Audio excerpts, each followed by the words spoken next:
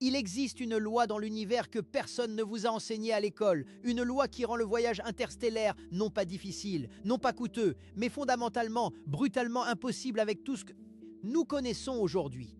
Et si vous quittez cette vidéo sans comprendre pourquoi, vous passerez le reste de votre vie à croire que les étoiles sont à notre portée, alors qu'en réalité, elles sont protégées derrière des murs de physique que même les meilleurs esprits de l'humanité n'ont pas encore su franchir. Pourquoi ceux qui essaient le plus fort de quitter ce système solaire se retrouvent-ils confrontés à des obstacles encore plus insurmontables? Feynman aimait poser des questions comme ça, pas pour décourager. Pour forcer le cerveau à s'ouvrir comme une porte que l'on n'avait jamais pensé à pousser. Et cette question précise, il faut la garder avec soi parce qu'elle change de sens à chaque fois qu'on y revient. Mais commençons par quelque chose de simple, quelque chose de terriblement humain. Il y a un soir, un mardi d'octobre, où l'air sent déjà le début de l'hiver, où vous sortez de chez vous et vous levez les yeux. Pas pour une raison particulière, peut-être parce que vous êtes fatigué, peut-être parce que la journée a été longue. Et là, au-dessus de vous, le ciel est criblé d'étoiles, des centaines, des milliers, des points de lumière qui semblent si proches qu'on aurait envie de tendre la main. L'une d'elles scintille un peu plus fort que les autres, une autre semble légèrement orangée. Et pendant une fraction de seconde, quelque chose dans votre cerveau dit « Là-bas, il y a peut-être quelque chose ». Feynman connaissait ce sentiment. Il le décrivait comme la seule honnêteté absolue que l'être humain puisse ressentir. Ce frisson devant l'inconnu, ce vertige devant la distance. Pas de la peur, pas exactement. Plutôt la sensation physique de réaliser que vous êtes minuscule et que l'univers, lui, est obscène dans ses dimensions. Ce soir-là, sous ce ciel d'octobre, vous regardez une étoile qui se trouve à 4 années-lumière de vous. 4. Cela semble petit, dit comme ça. 4, c'est le nombre de chaises autour d'une table de cuisine. Mais une année-lumière, c'est la distance que parcourt la lumière en un entier, en voyageant à 300 000 km par seconde, chaque seconde, sans s'arrêter, sans ralentir. Pendant 365 jours, et la lumière de cette étoile que vous voyez en ce moment a quitté sa surface il y a 4 ans. Elle a traversé un vide absolu, un froid de moins 270 degrés, un silence total pour venir mourir sur votre rétine ce soir. Oui. Ce point de lumière a voyagé pendant 4 ans pour que vous puissiez le voir. Et maintenant, imaginez envoyer un être humain là-bas. Si vous êtes curieux, si vous avez la moindre étincelle d'émerveillement, si vous aimez comprendre comment les choses fonctionnent vraiment, alors restez. Parce que ce qui va suivre est la physique la plus brutalement honnête que vous puissiez entendre. Et si vous comprenez ce qui va suivre, vous ne regarderez plus jamais le ciel de la même façon. Jamais. Et si vous aimez ce genre de conversation où la physique devient aussi naturelle qu'un café du matin et aussi bouleversante qu'un tremblement de terre, alors abonnez-vous. Parce que l'univers a beaucoup d'autres secrets à révéler et il serait dommage de rater la prochaine transmission. Feynman lui-même aurait dit que l'ignorance choisie est la seule vraie tragédie intellectuelle. Alors faites le contraire, appuyez sur le bouton et commentez en bas, dites-nous quelle étoile vous voudriez visiter si vous pouviez, juste pour voir. Maintenant, le conflit. Voici ce que personne ne vous dit vraiment. Pas les films, pas les publicités de fusées, pas les milliardaires qui lancent des voitures dans l'espace pour le plaisir. Personne ne vous regarde dans les yeux et ne vous dit « Nous sommes peut-être la seule forme de conscience capable de se poser des questions dans cet univers et nous sommes coincés sur un rocher de 6000 km, de rayon qui peut être détruit demain. Pas dans 1 million d'années, pas dans un siècle. Demain, un astéroïde de la bonne taille, une éruption volcanique de supervolcans, une pandémie que nous n'avons pas encore vue, une guerre avec les mauvaises armes. Et tout ce que l'humanité a jamais pensé, construit, aimé, composé, découvert, tout ça disparaît. Pas dans un archivage quelque part dans les étoiles. Non, ça disparaît dans le silence, comme si ça n'avait jamais existé. Parce que si personne n'est là pour se souvenir, ça n'a effectivement jamais existé. L'univers ne tient pas de registre pour les civilisations qui n'ont pas survécu. Feynman n'était pas un homme de la peur. Non, non. Il était un homme de la clarté. Et la clarté, quand on l'applique à notre situation, est terrifiante.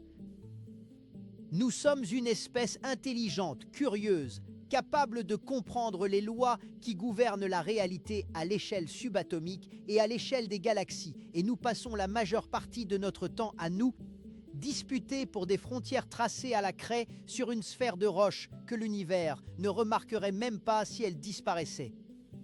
Voilà le problème réel, pas la politique, pas l'économie. Le problème réel, c'est que nous n'avons pas encore de plan B, pas de deuxième maison, pas de copie de sauvegarde. Nous sommes toute notre histoire, tout notre art, toute notre science, sur un seul point fragile dans un espace qui ne nous doit absolument rien. Pourquoi ceux qui essaient le plus fort de quitter ce système solaire se retrouvent-ils confrontés à des obstacles encore plus insurmontables? Revenons à cette question. Parce que maintenant, elle commence à avoir un goût différent. Elle ne parle plus seulement de technologie, elle parle de survie.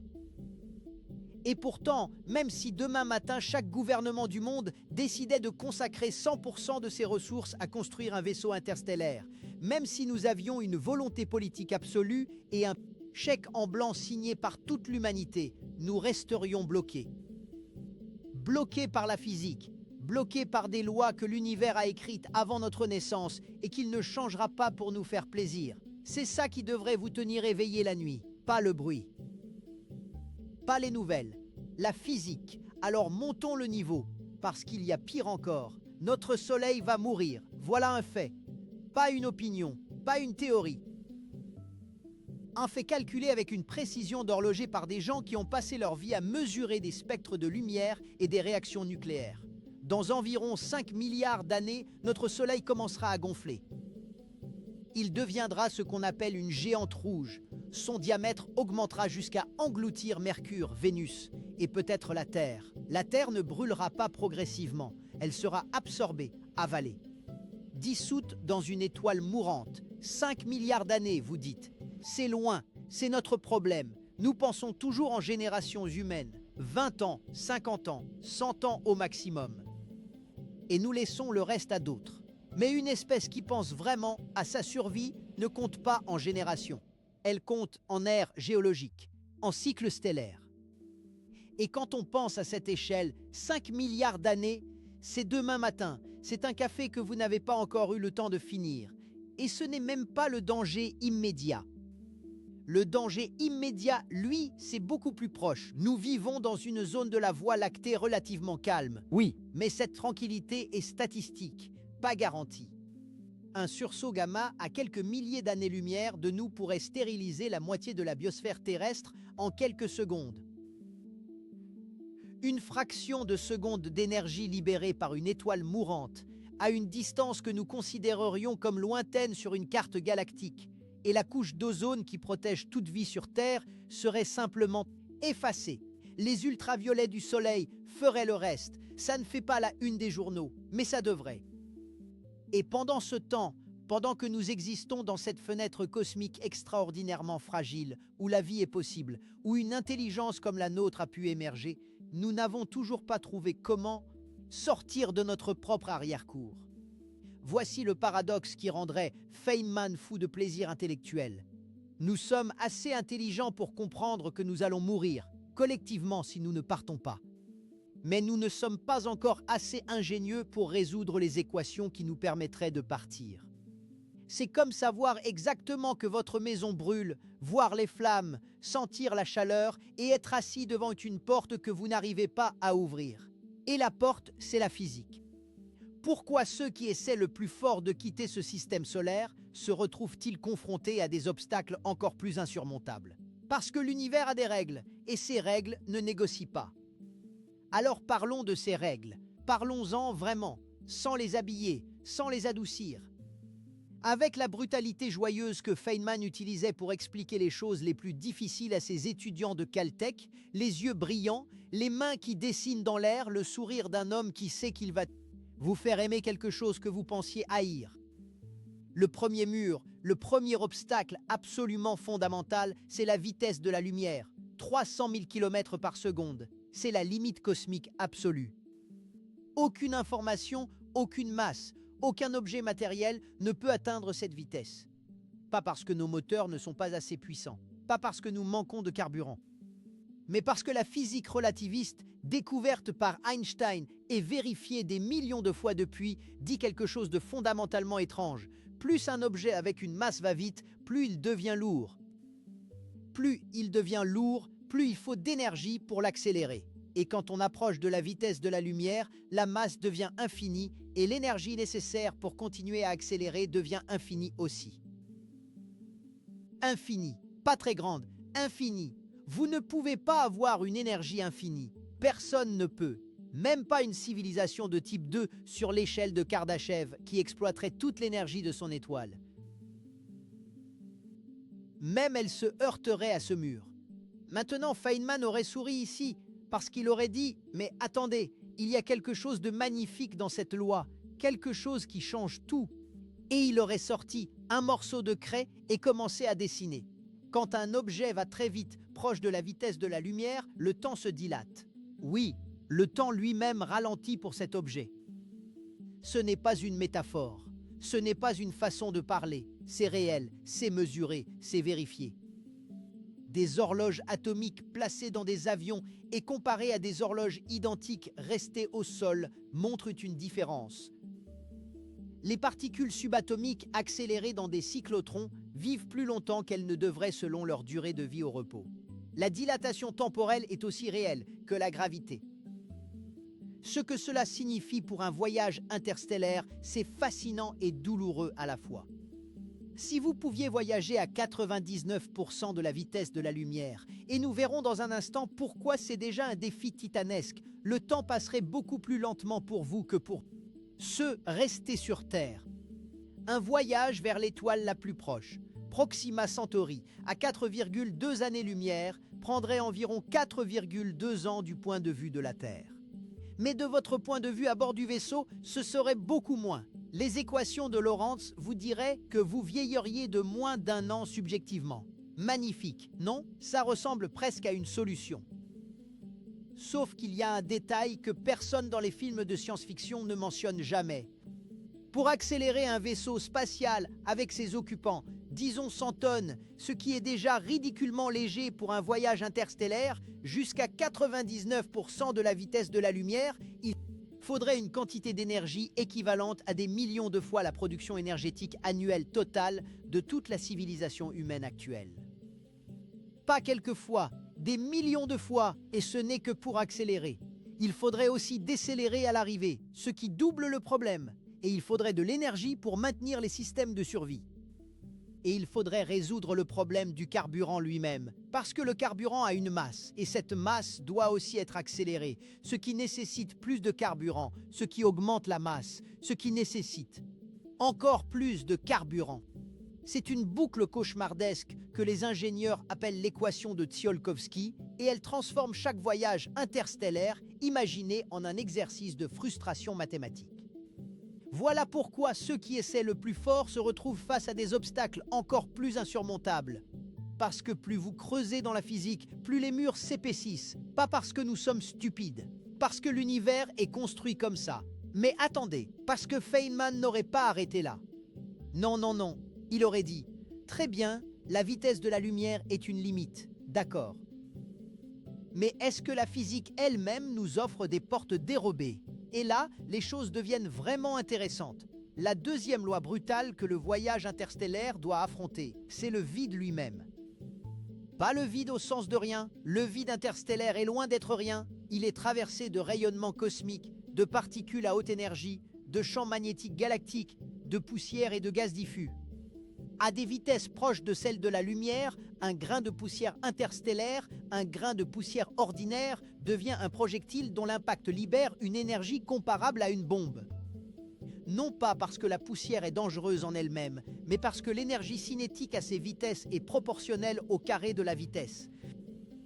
Le moindre fragment de matière devient une menace existentielle pour le vaisseau. Feynman aurait dessiné ça sur un tableau noir avec une joie évidente. Il aurait dit « Regardez comme la physique est cohérente. Elle vous donne une limite de vitesse. Et puis, au cas où vous seriez tenté de l'ignorer, elle vous dit que même si vous pouviez y arriver, l'espace lui-même vous ferait des trous. » C'est presque comme si l'univers avait un sens de l'humour. Troisième obstacle, la biologie humaine. Et celui-là, c'est peut-être le plus humble des trois, parce qu'il ne parle pas de physique exotique. Il parle de ce que nous sommes. Nous sommes des animaux remarquables, certes, capables d'écrire des symphonies et de calculer des intégrales, mais des animaux. Notre corps a évolué pour fonctionner dans un environnement précis. Une gravité d'environ 9,8 mètres par seconde au carré, une pression atmosphérique précise, une exposition solaire modérée et une durée de vie d'environ 80 ans si tout va bien. Dans l'espace, tout cela s'effondre. Sans gravité, les muscles s'atrophient en semaines. Les os perdent leur densité. Le fluide céphalorachidien se redistribue vers la tête, créant des pressions oculaires qui endommagent la vision. Le système immunitaire se dérègle. Le microbiome intestinal, cet écosystème invisible dont dépend notre santé, se transforme de façon imprévisible. Et les rayonnements cosmiques, sans l'atmosphère terrestre pour nous protéger, bombardent chaque cellule, chaque brin d'ADN, augmentant le risque de cancer et de dégénérescence neurologique. Les astronautes qui passent 6 mois à bord de la Station spatiale internationale reviennent avec des corps qui ont vieilli différemment. Après 1 an, les effets sont mesurables dans le génome. Imaginez 10 ans. Imaginez 100 ans. Imaginez les générations qui naîtraient et mourraient à bord d'un vaisseau interstellaire sans jamais avoir vu une planète. Feynman aurait posé la question ainsi. Est-ce que vous envoyez des êtres humains avec tous leurs problèmes biologiques glorieux, ou est-ce que vous envoyez quelque chose d'autre? Et si vous envoyez quelque chose d'autre, est-ce encore vous? C'est la question philosophique qui se cache derrière le problème d'ingénierie, et elle est loin d'être résolue. Maintenant, arrêtons-nous 1 seconde sur quelque chose que Feynman adorait. Il adorait regarder les problèmes depuis des angles que personne n'avait pensé à explorer. Il appelait ça chercher la porte que tout le monde a oublié de regarder. Et dans le domaine des voyages interstellaires, il y a des portes comme ça. Des portes qui ne violentent pas la physique. Des portes qui utilisent la physique d'une façon que même Einstein n'avait pas entièrement anticipée. La première de ces portes, c'est la propulsion par fusion nucléaire. Non pas la fission, où l'on casse des atomes lourds. La fusion, où l'on unit des atomes légers pour libérer une énergie phénoménale. C'est le processus qui fait briller les étoiles. Le Soleil fusionne 4 millions de tonnes d'hydrogène par seconde. Si nous pouvions maîtriser la fusion, pas juste pour produire de l'électricité, mais pour propulser des vaisseaux spatiaux, nous aurions un moteur dont la densité énergétique dépasserait de plusieurs ordres de grandeur. Tout ce que nous utilisons aujourd'hui. Les concepts comme le moteur Daedalus, proposé par la British Interplanetary Society dans les années 70, montraient qu'un vaisseau de fusion pourrait théoriquement atteindre environ 12% de la vitesse de la lumière. 12%. Ce n'est pas encore assez pour franchir les distances interstellaires dans une vie humaine. Un voyage vers Proxima Centauri prendrait encore environ 35 ans, mais c'est une amorce. C'est la première marche d'un escalier que nous n'avons pas encore construit. Et puis, il y a quelque chose d'encore plus audacieux, le moteur à antimatière. L'antimatière est réelle. Ce n'est pas de la science-fiction. Des particules d'antimatière sont produites chaque jour dans des accélérateurs de particules comme le CERN à Genève. Quand de la matière et de l'antimatière se rencontrent, elles s'annihilent mutuellement en libérant 100% de leur masse sous forme d'énergie pure. C'est la conversion masse-énergie la plus complète qui soit, décrite par la formule la plus célèbre de la physique, I égale mc au carré, dans toute sa splendeur. Aucune autre réaction connue dans la physique ne s'approche de cette efficacité. Un moteur à antimatière pourrait théoriquement propulser un vaisseau à une fraction significative de la vitesse de la lumière. Le problème? Produire un seul gramme d'antimatière avec les technologies actuelles prendrait des millions d'années et coûterait une quantité d'énergie astronomique. Nous n'avons jamais produit plus que quelques nanogrammes. L'antimatière est aussi instable que brillante et la stocker sans la laisser toucher de la matière ordinaire est un défi d'ingénierie qui ferait pâlir les plus courageux. Feynman aurait ricané ici. Il aurait dit « Vous voyez ? La physique vous offre la solution parfaite et vous dit immédiatement pourquoi vous ne pouvez pas l'utiliser. Elle est facétieuse, la nature, mais il y a une autre piste. Une piste qui vient directement des équations de la relativité générale d'Einstein. Une piste que même Einstein ne prenait pas entièrement au sérieux, mais que les mathématiques soutiennent avec une rigueur déconcertante. Les trous de verre. Un trou de verre, techniquement appelé pont d'Einstein-Rosen, est une solution aux équations de champ d'Einstein qui permet l'existence d'un raccourci topologique entre deux régions de l'espace-temps. Imaginez l'espace-temps comme une feuille de papier. Normalement, pour aller d'un point à un autre, vous marchez sur la surface. Mais si vous pliez la feuille jusqu'à ce que les deux points se touchent et que vous faites un trou à travers les deux épaisseurs, vous avez un chemin beaucoup plus court. C'est ça, un trou de verre, en théorie. Le problème, et Feynman aurait adoré ce problème, c'est que les équations permettent l'existence de trous de verre, mais elles disent aussi qu'ils sont instables. Ils se refermeraient en un temps infiniment court, bien plus court qu'il n'en faut pour qu'une particule les traverse. Pour les maintenir ouverts, il faudrait quelque chose que la physique appelle de l'énergie exotique, une forme d'énergie avec une densité négative. Cette énergie exotique, elle existe.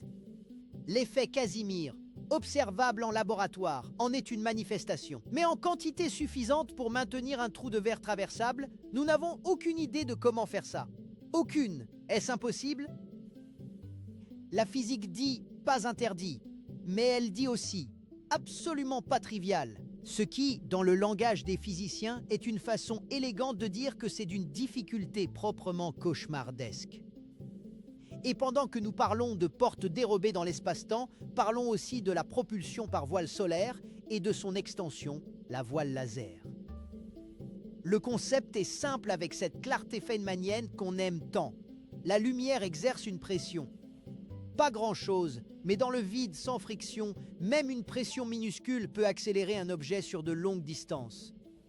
Imaginez un vaisseau ultra léger, une feuille de métal de quelques mètres carrés, poussée par un laser de la puissance d'une centrale électrique focalisée dessus depuis la Terre.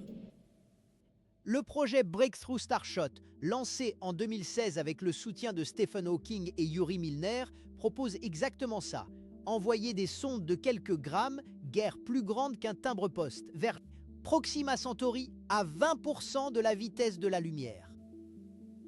Le voyage prendrait environ 20 ans. La sonde arriverait, prendrait des photos et enverrait les données. Nous les recevrions 4 ans plus tard, à cause du temps que prend la lumière à revenir. Ce n'est pas un voyage humain, pas encore. Mais c'est une preuve de concept que les distances interstellaires ne sont pas totalement infranchissables si on est prêt à abandonner l'idée d'envoyer des corps humains et à commencer par envoyer de l'information. Et voilà où Feynman aurait planté son drapeau le plus provocateur. Il aurait demandé « Et si la question n'était pas comment envoyer un humain, mais comment envoyer ce qui fait qu'un humain est humain ?» Et si nous pouvions encoder la conscience, la mémoire, la personnalité et les transmettre à la vitesse de la lumière? Pas un corps, une structure d'information. Qui se reconstituerait à l'arrivée dans un substrat artificiel ou biologique préparé à l'avance par des machines envoyées des décennies plus tôt? Est-ce de la science-fiction? Partiellement, oui, aujourd'hui. Mais les bases physiques ne sont pas interdites. La mécanique quantique nous dit que l'information est fondamentale. Elle ne peut pas être créée ni détruite. Elle peut être encodée. Elle peut être transmise. La question de savoir si la conscience est de l'information et si encoder l'information d'un cerveau revient à dupliquer l'expérience de ce cerveau, c'est la question philosophique et neuroscientifique la plus profonde. Du XXIe siècle, Feynman n'aurait pas prétendu avoir la réponse, mais il aurait adoré la question. Pourquoi ceux qui essaient le plus fort de quitter ce système solaire se retrouvent-ils confrontés à des obstacles encore plus insurmontables? Parce que chaque solution révèle une nouvelle couche de complexité. Parce que l'univers n'est pas un problème d'ingénierie à résoudre, c'est un problème de compréhension à approfondir. Et c'est exactement pour ça que c'est magnifique. Mais parlons maintenant de quelque chose qui change complètement la perspective. Parlons de la paradoxe de Fermi. Parce que si vous pensez que les obstacles au voyage interstellaire sont décourageants pour nous, attendez de comprendre ce qu'ils impliquent pour la question de la vie extraterrestre. Enrico Fermi, un autre géant de la physique du XXe siècle, ami et collègue de Feynman, a posé une question dévastatrice lors d'un déjeuner à Los Alamos en 1950. La question était simple, presque innocente. Il regardait ses collègues et il a demandé « Mais alors, où sont-ils? Où sont-ils » 3 mots. 3 mots qui contiennent peut-être le mystère le plus terrifiant de toute l'histoire de la science. Voici le raisonnement. L'univers observable a environ 13,8 milliards d'années. Notre Soleil a environ 4,6 milliards d'années. Il y a donc des étoiles qui existent depuis 9 milliards d'années, soit 2 fois plus longtemps que le Soleil. Des étoiles autour desquelles des planètes ont pu se former, de la vie a pu apparaître, des civilisations ont pu évoluer pendant des milliards d'années avant que notre planète n'existe même. S'il existe des civilisations technologiquement avancées dans notre galaxie, et il y en a potentiellement des millions si l'on applique l'équation de Drake, alors même si elles ne voyagent pas plus vite que la lumière, même en prenant quelques millions d'années pour coloniser une étoile voisine, puis quelques millions de plus pour la suivante, et ainsi de suite, une civilisation née il y a 2 milliards d'années aurait eu amplement le temps de coloniser toute la Voie lactée plusieurs fois. Et pourtant, silence, silence absolu, aucun signal, aucune trace, aucune mégastructure visible, aucune technologie détectable, juste les étoiles et le vide entre elles. Où sont-ils? Cette question a des réponses possibles et toutes sont troublantes à leur façon. Première hypothèse, nous sommes seuls. La vie est un accident si rare, si improbable dans sa séquence d'événements nécessaires que nous sommes peut-être la seule espèce intelligente dans toute la galaxie, voire dans tout l'univers observable. Cette hypothèse, qu'on appelle la Terre rare, dit que la combinaison d'une étoile stable, d'une planète à la bonne distance, avec une lune stabilisatrice, une géante gazeuse pour dévier les astéroïdes, une tectonique des plaques pour réguler le carbone, une magnétosphère pour protéger des rayonnements, tout ça simultanément, c'est tellement rare que ça ne s'est peut-être produit qu'une seule fois. Si c'est vrai, si nous sommes vraiment seuls, alors notre responsabilité devient cosmique. Nous ne sommes pas juste une espèce parmi d'autres, nous sommes la seule fenêtre par laquelle l'univers se regarde lui-même. Nous sommes la seule voie dans un vide infini. Et laisser cette voie s'éteindre par négligence, par bêtise, par refus d'investir dans la science et l'exploration, ce serait la plus grande tragédie de l'histoire de l'univers. Feynman aurait frissonné à cette idée. Pas de peur, d'émerveillement et de responsabilité. Deuxième hypothèse, la vie est commune, mais l'intelligence est rare. La vie microbienne, les bactéries, les archées, les algues pourraient exister sur des milliers de planètes dans notre galaxie. Mais passer de la cellule à la conscience, de l'amibe à l'astronome, c'est peut-être un saut évolutif si difficile qu'il ne se produit que rarement. Les extinctions de masse, les catastrophes géologiques, les glaciations globales, tant d'événements peuvent couper le fil de l'évolution avant qu'il ne mène à quelque chose de complexe. Troisième hypothèse, et celle-ci est la plus sombre. Elle s'appelle le grand filtre. L'idée est que quelque part sur le chemin entre la matière inerte et la civilisation interstellaire, il y a un obstacle, un filtre, si difficile à franchir que presque personne ne le passe. La question est, est-ce que ce filtre est derrière nous ou devant nous? Si le grand filtre est derrière nous, si l'émergence de la vie complexe est l'obstacle rarissime, alors nous avons de la chance. Nous l'avons franchi, l'avenir est ouvert. Si nous trouvons de la vie primitive sur Mars ou Europe, des bactéries, des algues, ça paraîtrait une bonne nouvelle, mais ce serait en réalité catastrophique. Parce que ça voudrait dire que la vie simple est commune, que le grand filtre n'est pas l'apparition de la vie, et donc qu'il est probablement devant nous. Il attend. Quelque chose que nous ne savons pas encore nommer, une technologie qui se retourne contre ses créateurs, une ressource qui s'épuise de façon irréversible, une pathologie civilisationnelle inévitable. Quelque chose détruit toutes les civilisations avant qu'elles n'atteignent les étoiles. Et si c'est ça, si le grand filtre est devant nous, alors le silence de l'univers n'est pas mystérieux. Il est simplement le son de toutes les civilisations qui ont essayé et qui n'ont pas réussi à passer. Feynman aurait posé ses mains à plat sur la table à ce stade. Il aurait regardé son interlocuteur et dit « Et maintenant, dites-moi que la physique n'est pas urgente.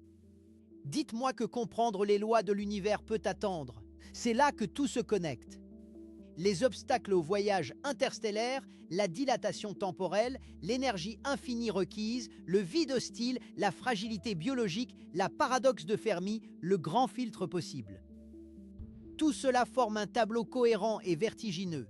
Nous vivons dans un univers qui rend l'expansion difficile par conception, et les civilisations qui ne trouvent pas comment surmonter ces obstacles disparaissent. Mais voici ce que Feynman nous aurait dit ensuite, et c'est la partie qu'on attendait depuis le début. Ce n'est pas une raison pour désespérer, c'est une raison pour s'émerveiller et travailler. Parce que regardez ce que nous avons déjà accompli. En 1957, nous avons mis en orbite un satellite pour la première fois. Spoutnik, une sphère métallique qui bip-bipait dans l'obscurité. 12 ans plus tard, en 1969, nous marchions sur la Lune. 12 ans. Pensez à la vitesse de ce progrès quand l'humanité décide de se concentrer. En 2023, le télescope spatial James Webb nous a envoyé des images de galaxies qui existaient moins d'1 milliard d'années après le Big Bang. Nous regardons la naissance de l'univers. Depuis notre petit rocher fragile, avec nos yeux délicats et nos cerveaux de 86 milliards de neurones, les sondes voyageuses, lancées en 1977, ont quitté le système solaire. Elles voyagent toujours. Pas très vite à l'échelle interstellaire, environ 17 km par seconde, mais elles sont là, dans l'espace interstellaire, portant sur un disque d'or des sons de la Terre, des langues humaines, de la musique, des images. Un message dans une bouteille jetée dans un océan infini. Ce geste de mettre de la musique et des voix humaines sur une sonde et de la lancer dans le vide éternel, Feynman y aurait vu quelque chose de profondément poétique. Pas naïf, poétique. Parce qu'il savait que les probabilités que quelqu'un trouve ces sondes sont minuscules. Mais il aurait dit, le geste lui-même est la signification. Le fait que nous sommes une espèce qui dit, même dans l'impossibilité, nous essayons quand même. Et maintenant, en ce troisième décennie du XXIe siècle, les choses s'accélèrent d'une façon que même les optimistes n'avaient pas tout à fait prévue. Nous avons plus de 5500 exoplanètes confirmées, 5500 autres soleils avec leur propre famille de planètes. Parmi elles, des dizaines dans la zone habitable de leur étoile, à la bonne distance pour que l'eau liquide existe. Des planètes rocheuses, comme la Terre. Des planètes avec des atmosphères que nous commençons à analyser depuis ici, depuis nos télescopes. Le télescope James Webb a déjà détecté des signatures chimiques dans des atmosphères d'exoplanètes, des molécules, de la vapeur d'eau, des composés carbonés, et bientôt, dans les prochaines décennies, il cherchera des biosignatures, des molécules qui ne peuvent exister que si quelque chose les produit biologiquement, de l'oxygène libre, du méthane en déséquilibre chimique, des pigments photosynthétiques. Nous approchons du moment où nous pourrions, depuis la Terre, dire avec une certitude raisonnable, il y a de la vie là-bas. Et quand ce moment viendra, quand cette ligne sera franchie, rien ne sera plus jamais pareil. Pas la philosophie, pas la religion, pas la politique, pas la science, pas l'identité humaine. Tout sera reconfiguré par cette simple constatation. Nous ne sommes pas seuls. Feynman n'aurait pas dramatisé ce moment pour le rendre plus grand qu'il n'est. Non, il aurait dit, ça ne change pas les équations. Ça ne change pas la vitesse de la lumière, ça ne change pas les obstacles, mais ça change ce que nous cherchons et pourquoi nous le cherchons. Et parfois, savoir que la réponse existe quelque part, c'est tout ce qu'il faut pour continuer à chercher. Parlons maintenant de la biologie extraterrestre. Parce que si nous trouvons de la vie ailleurs, qu'est-ce que nous nous attendons à trouver ? La première chose à comprendre, et c'est une leçon de chimie autant que de biologie, c'est que la vie telle que nous la connaissons est fondée sur le carbone. Le carbone est un atome extraordinaire. Il peut former 4 liaisons covalentes simultanément, ce qui lui permet de créer des molécules d'une complexité pratiquement infinie. Les protéines, l'ADN, les lipides des membranes cellulaires, tous ces édifices moléculaires complexes sont des architectures carbonées. Et le carbone est l'un des éléments les plus abondants de l'univers. Il est fabriqué dans le cœur des étoiles et dispersé par les supernovas. Cela suggère que si la vie existe ailleurs, elle utilise probablement aussi le carbone. Les mêmes atomes sont disponibles partout. Les mêmes réactions chimiques fondamentales fonctionnent partout. L'eau, ce solvant universel, est le troisième composé le plus abondant de l'univers observable après l'hydrogène moléculaire et le monoxyde de carbone. Elle est partout. Des lunes de Jupiter, Europe et Ganymède possèdent des océans d'eau liquide sous leur croûte de glace. Des mers subsurfaciques chauffées par les forces de marée gravitationnelles, protégées des rayonnements par des kilomètres de glace, peut-être depuis des milliards d'années. Si la vie peut émerger dans un océan sous-marin sans lumière solaire directe, comme nos propres écosystèmes hydrothermaux profonds le suggèrent, alors Europe pourrait être habitable. Maintenant, en ce moment, pendant que nous regardons le ciel depuis notre jardin, Feynman aurait adoré cette idée. Il aurait dit « Nous cherchons la vie dans les étoiles et elle est peut-être à 628 millions de kilomètres d'ici, sous la glace, en train de faire exactement la même chose que les bactéries des sources hydrothermales du fond de nos océans. » Pas des petits hommes verts, des micro-organismes, mais des micro-organismes qui vivent dans un autre monde. Et ça, c'est aussi révolutionnaire que n'importe quelle rencontre avec une intelligence galactique. Mais et si la vie extraterrestre est intelligente? Feynman aurait immédiatement posé la question suivante. Sur quelle base nous attendons-nous à ce qu'elle soit communicable? La communication, comme nous la pratiquons, repose sur des systèmes sensoriels spécifiques, la vision, le son, des fréquences précises.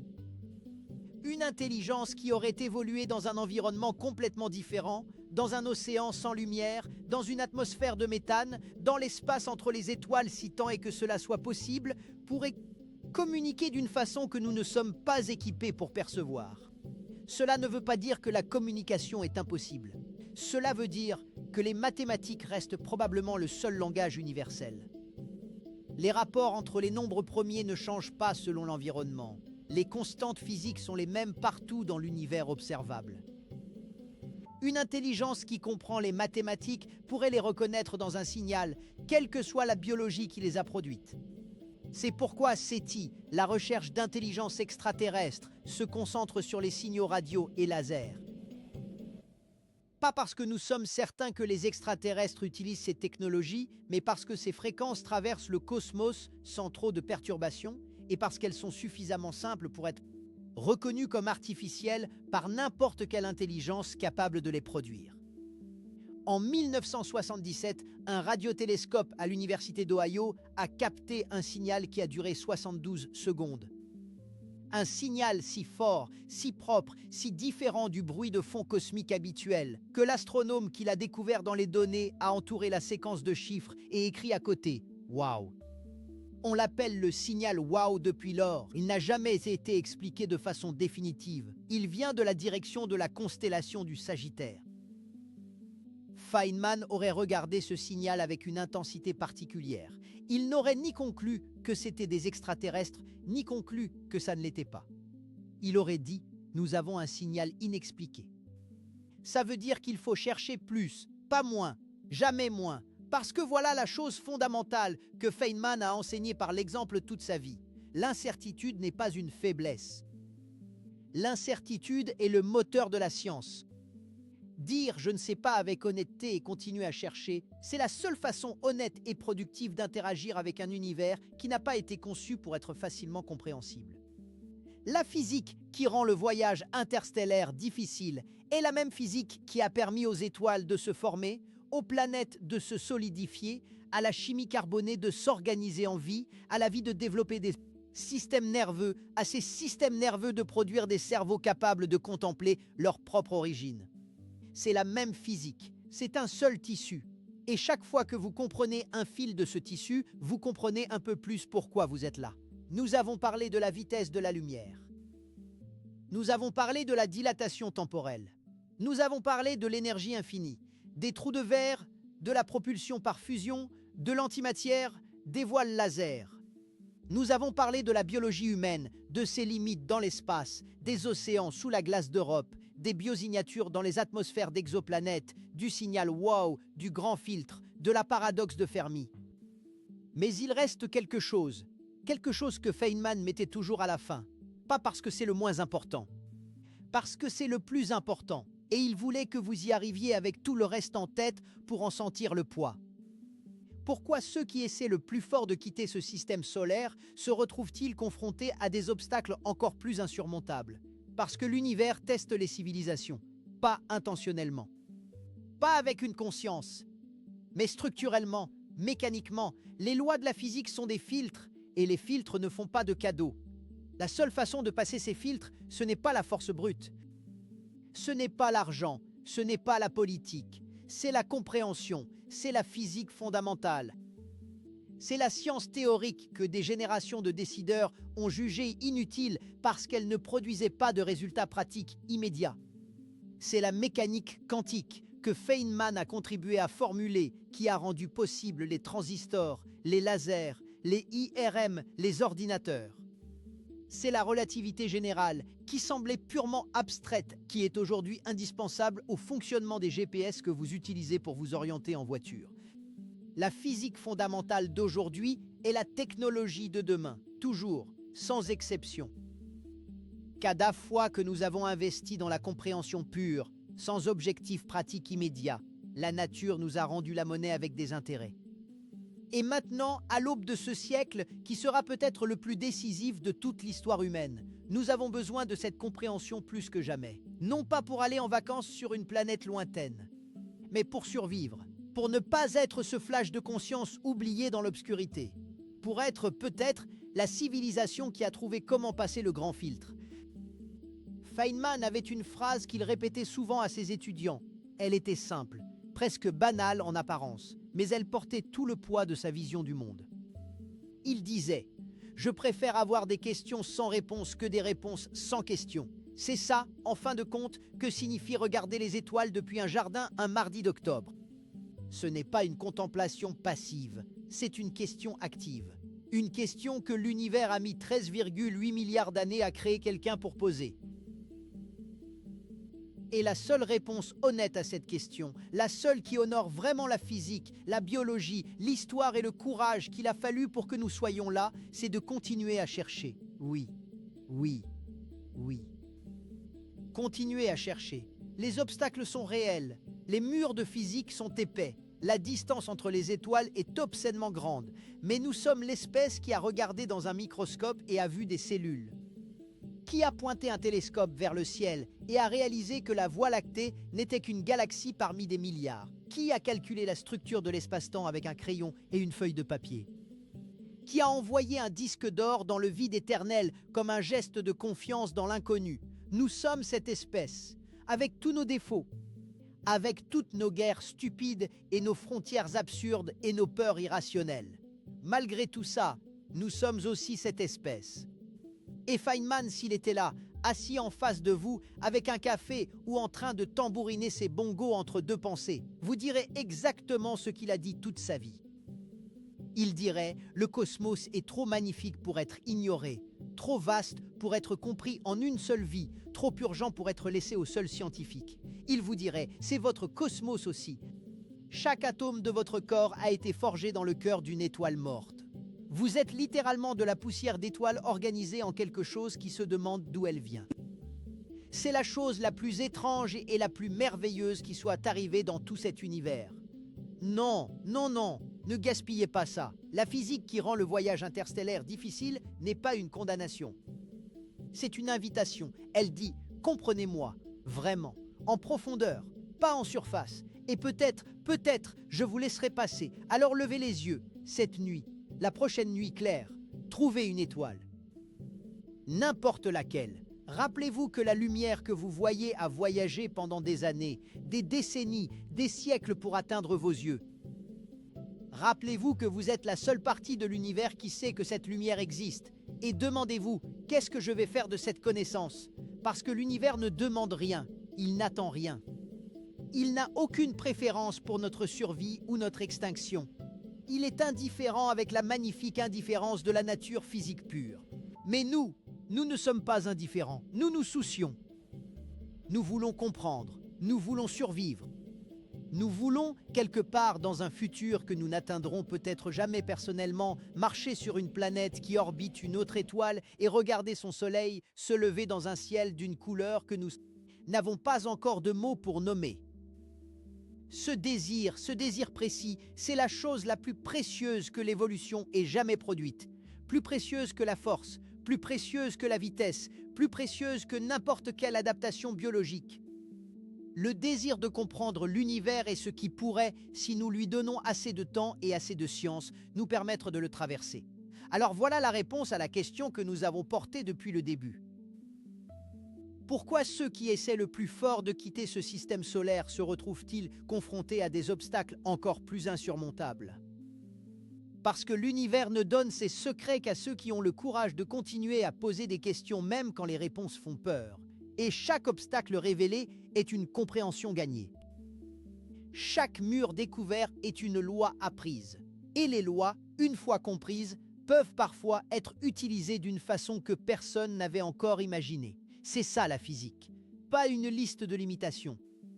Un dialogue avec la réalité. Un dialogue que Feynman a mené avec plus d'élégance, plus d'humour et plus de profondeur que presque n'importe qui d'autre dans l'histoire de l'humanité.